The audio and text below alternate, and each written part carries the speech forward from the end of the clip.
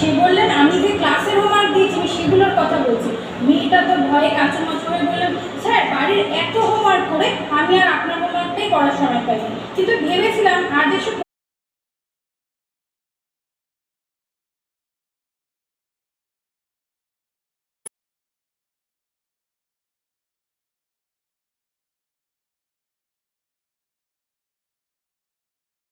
বদলে গেছে। ছাড়ো, ড্রপ করে দিতে হবে না, আমি একাই চলে যাচ্ছি। আরে শোনো শোনো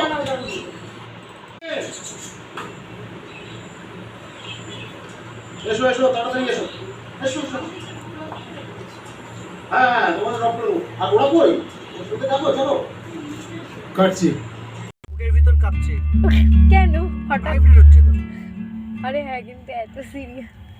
রিয়া চলে এসেছে। কে এসেছে দেখ। হ্যাঁ, ওর বাচ্চা নষ্ট হয়ে গেছে, তা কি হবে, কাঁপবে না?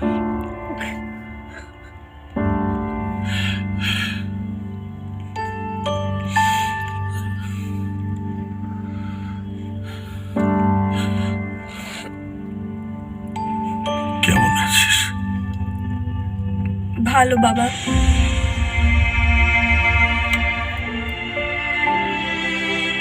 তুই ভাবিস না রে মা, সব ঠিক হয়ে যাবে। রমেশ কোথায় রে? অফিসে গেছে। তোর মাকে বলছি তোর কাছে কয়েকটা দিনের জন্য থেকে যেতে।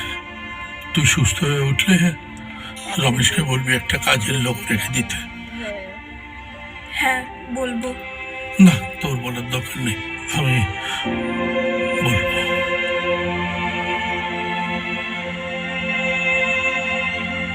বিয়ের ব্যাপারে বড্ড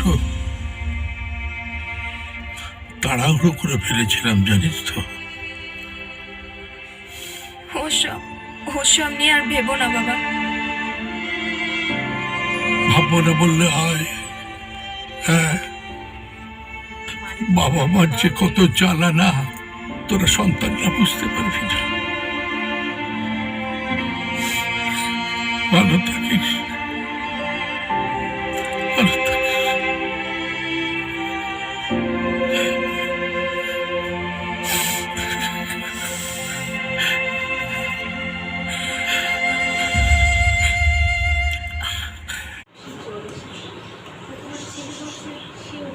এটা আমি একদম ভালো চোখে দেখছিলাম। এক্সপ্রেশন দাও, এক্সপ্রেশন দাও, তারপরে বলবে তোমার মুখ থেকে এরকম কথা আমি কখনো আশা করিনি।